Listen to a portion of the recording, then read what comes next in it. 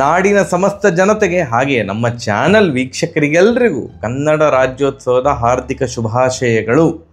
ಜಾಸ್ತಿ ಕನ್ನಡವನ್ನು ಬಳಸೋಣ, ಆಗ ಕನ್ನಡ ಬೆಳೀತದೆ ಅಲ್ವಾ. ಜಾಸ್ತಿಯಾಗಿ ನಾವು ಕನ್ನಡವನ್ನು ಬಳಸೋಣ ಅಂತ ಈ ಮೂಲಕ ನಾನು ಈ ದಿನದಂದು ವಿಶೇಷವಾಗಿ ಕೇಳಿಕೊಳ್ತಾ ಇದ್ದೇನೆ. ನಮಸ್ಕಾರ ಎಲ್ಲರಿಗೆ, ಸಜ್ಜನಾರ್ದನ್ ಸರ್ ಮಾತಾಡ್ತಾ ಇರೋದು. ಕುಶಲವೇ, ಕ್ಷೇಮವೇ, ಸೌಖ್ಯವೇ. Welcome back to Ganesh Karanth cricket talks YouTube channel. ಯಾವಾಗ ನಾಳೆ ಆಗ್ತದೆ ಅಂತ ಎಲ್ಲರೂ ಕೂಡ ಕಾತರದಿಂದ ಕಾಯ್ತಾ ಇದ್ದೇವೆ. ಎಲ್ಲರೂ ಅಂತಂದರೆ ಕ್ರಿಕೆಟ್ ಪ್ರೇಮಿಗಳೆಲ್ಲರೂ ಕೂಡ ನಾಳಿನ India women versus south Africa women, ಈ ಒಂದು 50 ಓವರ್ ODI ವರ್ಲ್ಡ್ ಕಪ್ ಯಾವಾಗ ಶುರು ಆಗ್ತದೆ, ಅದರ ಫೈನಲ್ ಯಾವಾಗ ಶುರು ಆಗ್ತದೆ ಅಂತ ಕಾತರದಿಂದ ಕಾಯ್ತಾ ಇದ್ದೇವೆ. ಎರಡೂ ತಂಡ ಕೂಡ ಯಾವ ತಂಡ ಗೆದ್ದರೂ ಕೂಡ ಮೊಟ್ಟ ಮೊದಲ ಬಾರಿಗೆ ODI ವರ್ಲ್ಡ್ ಕಪ್ಪನ್ನು ಗೆದ್ದ ಹಾಗೆ ಆಗ್ತದೆ. ಇಬ್ಬರು ಕೂಡ ಭಾರಿ ಎದ್ದು ಬಿದ್ದು ಹೇಗೋ ಮಾಡಿ ಬಂದಿದ್ದಾರೆ, ಫೈನಲ್ ತನಕ ಬಂದಿದ್ದಾರೆ. ಭಾರತ ತಂಡದ ಬಗ್ಗೆ ಮಾತಾಡೋದಿದ್ರೆ ಫಸ್ಟ್ 2 ಲೀಗ್ ಮ್ಯಾಚ್ಗಳನ್ನು ಗೆದ್ದರು, ಮತ್ತೆ 3 ಲೀಗ್ ಮ್ಯಾಚ್ಗಳನ್ನು ಗೆಲ್ಲುವಂಥ ಮ್ಯಾಚ್ಗಳನ್ನು ಹೀಗೆಲ್ಲ ಸೋಲ್ಬೋದು ಅನ್ನುವ ಥರ ಸೋತರು. ಸತತ 3 ಮ್ಯಾಚ್ಗಳನ್ನು ಸೋತರು. ಮತ್ತೆ ಮಸ್ಟ್ ಆ್ಯಂಡ್ ಶುಡ್ ಗೆಲ್ಲುವಂಥ ಪಂದ್ಯ ನ್ಯೂಜಿಲೆಂಡ್ ವುಮೆನ್ಸ್ ಅಗೇನ್ಸ್ಟ್ ಭಾರತ ಗೆದ್ದು ಸೆಮಿಫೈನಲ್ಗೆ ಬಂತು. ಭಾರತ ಸೆಮಿಫೈನಲ್ಗೆ ಬಂದಾಗ ಮಿಕ್ಕಿದಂತಹ 3 ಸೆಮಿಫೈನಲಿಸ್ಟ್ಸ್ಗಳು ಯಾರು ಅಂತಂದರೆ, ಭಾರತ ಲೀಗ್ ಹಂತದಲ್ಲಿ ಯಾವ ತಂಡದ ವಿರುದ್ಧ ಸೋತಿತ್ತಲ್ಲ ಆ 3 ತಂಡಗಳೇ ಇದ್ದದ್ದು ಸೆಮಿಫೈನಲಲ್ಲಿ. South Africa, England, Australia. ಅಲ್ಲಿ ಸೌತ್ ಆಫ್ರಿಕಾ ಮತ್ತು ಇಂಗ್ಲೆಂಡ್ ಪಂದ್ಯದಲ್ಲಿ ಸೌತ್ ಆಫ್ರಿಕಾ ವಿನ್ ಆಗಿ ಅವರ ಕ್ಯಾಪ್ಟನ್ ವೋಲ್ವಾರ್ಟ್ ಭಯಂಕರ ಸೂಪರಾಗಿ ಆಡಿ, ಮತ್ತು ಬೌಲಿಂಗಲ್ಲಿ ಮ್ಯಾರಿಸನ್ ಕ್ಯಾಪ್ ಅವರು 5 ವಿಕೆಟ್ 20ಕ್ಕೆ 5 ವಿಕೆಟ್ ತೆಗೆದುಕೊಂಡು ಅವರು ಫೈನಲಿಗೆ ಹೋದರು. ಆನ್ ದಿ ಅದರ್ ಹ್ಯಾಂಡ್ ನಮ್ಮ ಭಾರತ ತಂಡ ಏನು ದಾಖಲೆಯ 339 ಏನೊಂದು ಟಾರ್ಗೆಟ್ ಇತ್ತು, ಅದನ್ನು 48.3 ಓವರ್ಗಳಲ್ಲಿ ಆ ಒಂದು ಚೇಸ್, ಜೀವಮಾನದಲ್ಲಿ ಆ ಒಂದು ಚೇಸ್ ನಾನಂತೂ ಮರೆಯೋದಿಲ್ಲ. ಅಂಥ ಸೂಪರ್ ಚೇಸ್, ಆ ಒಂದು ಸಕ್ಸಸ್ಫುಲ್ ಚೇಸ್ ಮಾಡಿ ಭಾರತ ಫೈನಲ್ಗೆ ತೇರ್ಗಡೆ ಆಯಿತು. ಈಗ ನಾಳೆ ಫೈನಲ್ ಮ್ಯಾಚ್ ನಡೀತಾ ಉಂಟು. ಪೇಪರಲ್ಲಿ ಯಾರು strong? Bharat strong. Yes, league ಹಂತದಲ್ಲಿ ಸೌತ್ ಆಫ್ರಿಕಾ ವಿರುದ್ಧ ಭಾರತ ಸೋತರೂ ಕೂಡ ಆನ್ ಪೇಪರ್ ಭಾರತ ಸ್ಟ್ರಾಂಗ್ ಉಂಟು, ಅದು ಅಲ್ಲಗಳೆಯುವುದಿಲ್ಲ. ಮತ್ತು ಒಂದು ಎಂಥ ಮೊಮೆಂಟಮು ಅದು ಇದಂತೆಲ್ಲ ನೋಡಿದಾಗ ಕೂಡ ಭಾರತದ ಪಡಿ ಸೌತ್ ಆಫ್ರಿಕಾ ವುಮೆನ್ಸ್ಗಿಂತ ಜಾಸ್ತಿ ಭಾರತದ ಇಂಡಿಯಾ ವುಮೆನ್ ತಂಡದಲ್ಲೇ ಆ ಒಂದು ಮೊಮೆಂಟಮ್ ಜಾಸ್ತಿ ಇದೆ ಅಂತ ಹೇಳಬಹುದು. ಹಾಗಾದರೆ ನಮ್ಮ ತಂಡದಲ್ಲಿ ಎಂಥ ತೊಂದರೆಯೇ ಇಲ್ವಾ? ಅಯ್ಯಯ್ಯೋ, ಇದು ಆಸ್ಟ್ರೇಲಿಯಾ ವಿರುದ್ಧದ ಒಂದು ಪಂದ್ಯ, ಸೆಮಿಫೈನಲ್ ಪಂದ್ಯದಲ್ಲಿ ದೇವರೇ, ನಮ್ಮ ಬೌಲಿಂಗು, ಫೀಲ್ಡಿಂಗು, ಕ್ಯಾಚಿಂಗು ಅದರ ಬಗ್ಗೆ ಮಾತಾಡಿದ್ರೆ ಪ್ರಯೋಜನ ಇಲ್ಲ. ಅಂದರೆ ನಮಗೆ ಇನ್ನೊಂದು ನೆಕ್ಸ್ಟ್ ಲೆವೆಲ್ಗೆ ಕಾಂಪಿಟೇಷನ್ ಕೊಡಲಿಕ್ಕೆ ಆಸ್ಟ್ರೇಲಿಯಾ ಕೂಡ ಅಪರೂಪದಲ್ಲಿ ಅಪರೂಪ. ಅವರು ಕೂಡ ಯದ್ವಾ ವೈಡ್ ಎಸಿತಾ ಇದ್ರು, ಪ್ರೆಷರ್. ಅವರೆಲ್ಲ ಕ್ಯಾಚ್ ಹಿಡಿಯೋದ್ರಲ್ಲಿ ನಿಸ್ಸೀಮರು, ಕ್ಯಾಚ್ ಬಿಡೋದೆಲ್ಲ ನಾವು ನೋಡೋದೇ ಇಲ್ಲ. ಈಸಿಯೆಸ್ಟ್ 2 ಕ್ಯಾಚ್ಗಳನ್ನು ಬಿಟ್ಟಿದ್ರು. ರಾಡ್ರಿಕ್ಸ್ ಅವರ ಕ್ಯಾಚು 2 ಈಸಿ ಕ್ಯಾಚು, ಒಂದು ಅವರ ಕ್ಯಾಪ್ಟನ್ ಹೀಲಿ ಅವರು ಬಿಟ್ಟಿದ್ರೆ, ಇನ್ನೊಂದು ಮೆಗ್ರಾತ್ ಅವರು ಬಿಟ್ಟಿದ್ರು. ಅಂತಾಗಿತ್ತಾ, ಕ್ಯಾಚ್ ಬಿಟ್ರಾ ಅಂತ ನಮಗೆ ಖುಷಿ ಆಯಿತು. ಬಟ್ ಶಾಕ್ ಆಗಿದ್ದಂತ ಹೋದ ಆ ಕ್ಷಣದಲ್ಲಿ, ಇದು ಹೇಗೆ ಬಿಟ್ರು ಮಾರ ಇವರು ಅಂತ. ಸೊ ಲಕ್ ಇತ್ತು, ಲಕ್ ಇಲ್ಲ ಅಂತ ಹೇಳೋದಿಲ್ಲ. ಕ್ರಿಕೆಟಲ್ಲಿ ಲಕ್ ಬೇಕಾಗ್ತದೆ. ಆ ದಿನ ಸ್ವಲ್ಪ ಜಾಸ್ತಿ ಲಕ್ ಇತ್ತು, ಪ್ರಯತ್ನ ಕೂಡ ಇತ್ತು. ನಮ್ಮ ಪ್ರಯತ್ನಕ್ಕೆ ದೇವರು ಪ್ರತಿಫಲ ಕೊಟ್ಟರು ಅಂತ ಹೇಳ್ಬೋದು. ಬಟ್ ನಮ್ಮ ತಂಡದ ಬಗ್ಗೆ ಮಾತ್ರ ಮಾತಾಡೋದಿದ್ರೆ, ಈಗ ಆಸ್ಟ್ರೇಲಿಯಾ ಹಾಗೂ ಸೋತಾಯಿತು. ನಮ್ಮ ತಂಡ ಮೊನ್ನೆ ಅಯ್ಯೋ ಕ್ರಾಂತಿಗೌಡ್ ಎಂಥ ಬೌಲಿಂಗ್ ಮಾರೋದು, ತುಂಬ ಲೂಸ್, ಲೈನ್ ಆ್ಯಂಡ್ ಲೆಂತ್ ಭಯಂಕರ ಲೂಸ್ ಇತ್ತು. ಆ್ಯಂಡ್ ಇಡೀ ಟೂರ್ನಮೆಂಟಲ್ಲಿ ನೋಡಿ, ಟೂರ್ನಮೆಂಟ್ ಬಿಟ್ಟಾಗಿ ಫಸ್ಟ್ 2024ರಿಂದ ಮಾತಾಡುವ ಕ್ರಿಕ್ ಬಸ್. 2024ರಿಂದ ಇಂಡಿಯನ್ ವುಮೆನ್ಸ್ ತಂಡ 35 ODI ಮ್ಯಾಚಲ್ಲಿ 78 ಕ್ಯಾಚ್ ಬಿಟ್ಟಿದೆ. ಆ ದೇವ 35 ಮ್ಯಾಚಲ್ಲಿ 78 ಕ್ಯಾಚಾ? ಮೋಸ್ಟ್ ಅಂದರೆ ಯಾರೆಲ್ಲ ವುಮೆನ್ಸ್ ಕ್ರಿಕೆಟ್ ಆಡ್ತಾ ಇದ್ದಾರೆ ಆ ಟೀಮ್ಗಳಲ್ಲಿ ಹೈಯೆಸ್ಟ್ ಕ್ಯಾಚ್ ಬಿಟ್ಟದ್ದು ಭಾರತ 2024ರಿಂದ. ನೆಕ್ಸ್ಟ್ ವರ್ಸ್ಟ್ ಇರೋದು ಯಾವ್ದು ತಂಡ ಅಂತ ನಂಗೆ ಗೊತ್ತಿಲ್ಲ, 30 ಕ್ಯಾಚ್ ಕಡಿಮೆ ಬಿಟ್ಟಿದ್ದಾರೆ ನಮಗಿಂತ. ಅಂದರೆ ನಮಗೆ ಕಾಂಪಿಟೇಷನ್ನೇ ಇಲ್ಲ. ಆಯ್ತು, 2024ರಿಂದೆಲ್ಲ ಬಿಟ್ಟಾಕಿ ಈ ಟೂರ್ನಮೆಂಟಲ್ಲಿ ಭಾರತ 35 ಕ್ಯಾಚ್ ಹಿಡಿದಿದೆ. ವಾವ್, 18 ಕ್ಯಾಚ್ ಬಿಟ್ಟಿದೆ. ಅದು ಕೂಡ ಮೋಸ್ಟ್. ನಮಗೆ ಕಾಂಪಿಟೇಷನ್ನೇ ಇಲ್ಲ ಅಂತ ಅನ್ನಿಸ್ತದೆ ಕ್ಯಾಚ್ ಬಿಡೋದ್ರಲ್ಲಿ.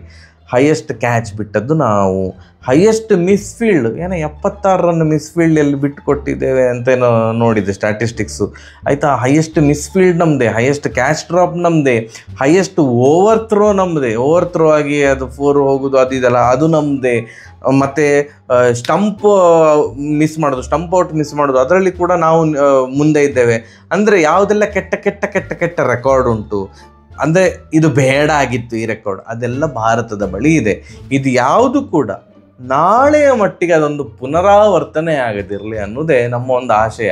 ಯಾಕಂತಂದರೆ ನೋಡಿ, ಈ ಕ್ಯಾಚಸ್ ವಿನ್ ಮ್ಯಾಚಸ್ ಅಂತ ಹೇಳ್ತಾರಲ್ಲ, ಹಾಗೆ ಕರೆಕ್ಟ್ ಟೈಮಲ್ಲಿ ನಾಳೆ ಒಂದು ಫೈನಲಲ್ಲಿ ಇದು ಭಾರತದ ಫೀಲ್ಡಿಂಗ್ ವಾಹ್ ಅಂತ ಅನ್ನಿಸುವ ರೇಂಜಿಗೆ ಭಾರತ ಫೀಲ್ಡ್ ಮಾಡಿದರೆ ಖಂಡಿತ ನಿರಾಯಾಸವಾಗಿ ನಾಳೆ ಭಾರತ ವಿನ್ ಆಗ್ತದೆ. ಯಾಕಂತಂದರೆ ಬ್ಯಾಟಿಂಗ್ ಬಗ್ಗೆ ಟೆನ್ಷನ್ ಇಲ್ಲ.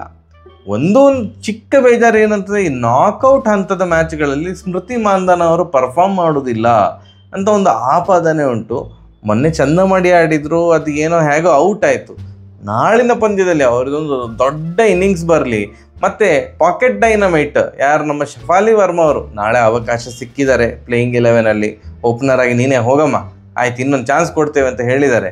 ಪಾಕೆಟ್ ಡೈನಮೈಟ್ ಇನ್ನೊಂದು ಸ್ವಲ್ಪ ಲಾಂಗ್ ಇನ್ನಿಂಗ್ಸ್ ಬರಲಿ ಅಂತ. ಮೊನ್ನೆ ಚಂದ ಇತ್ತು, 5 ಬಾಲಿಗೆ 10 ಇಂಟೆಂಟ್ ಎಲ್ಲ ಇತ್ತು, ಯಾರು ಕೂಡ ಬಾಲೆಲ್ಲ ವೇಸ್ಟ್ ಮಾಡಲಿಲ್ಲ. ಬಟ್ ಇನ್ನೊಂದು ಚೂರು ದೊಡ್ಡ ಇನ್ನಿಂಗ್ಸ್ ಬರಲಿ ಅಂತ ನಾವೆಲ್ಲರೂ ಕೂಡ ಆಶಿಸ್ತೇವೆ. ಮತ್ತೆ ಎಂತ ತಂಡಕ್ಕೆ ಅಂತ ಹೇಳೋದು, ಅವ್ರಿಗೆ ಗೊತ್ತು ಎಂತ ಮಾಡ್ಬೇಕಂತ. And please running between the wickets, ಅಯ್ಯೋ ದೀಪ್ತಿ ಶರ್ಮಾ ಅವರೇ, ಅಮ್ಮ ನಿಮ್ಮದು ರನ್ನಿಂಗ್ ನೋಡಿದರೆ ಭಾರಿ ಸೈಕ್ ಆಗ್ತದಪ್ಪ ದಯವಿಟ್ಟು. ಅಂದರೆ ಕ್ರೂಷಲ್ ಟೈಮಲ್ಲಿ ಸುಮ್ಮನೆ ಈ ಥರ ರನ್ಔಟ್ ಆಗಿ ಎಲ್ಲ ವಿಕೆಟ್ ಬಿದ್ದಾಗ ಟೆನ್ಷನ್ ಆಗ್ತದಪ್ಪ. ಅಯ್ಯೋ ದೇವರ, ಒಂದು ಬ್ಯಾಟ್ಸ್ಮನ್ ನಮ್ಮದು ಆಲ್ರೆಡಿ ಶಾರ್ಟ್, ನಾವು 6 ಬೌಲರ್ಸನ್ನೇ ಇಟ್ಕೊಂಡು ಹೋಗ್ತಾ ಇದ್ದೇವೆ. ಆದ್ದರಿಂದ ದಯವಿಟ್ಟು ದೀಪ್ತಿ ಶರ್ಮಾ ಅವರೇ, ನೀವೇನು ಆಲ್ರೌಂಡರ್ ಹಾಗೆ ಮೊನ್ನೆ ಚಂದ ಮಾಡಿ ಆಡಿದ್ರಿ, ಇಲ್ಲ ಅಂತಲ್ಲ, 17 ಬಾಲಿಗೆ 24. ಬಟ್ ನೀವು ಓಡುದು ನೋಡುವಾಗ ಮಾರೆ ಟೆನ್ಷನ್ ಆಗ್ತದೆ.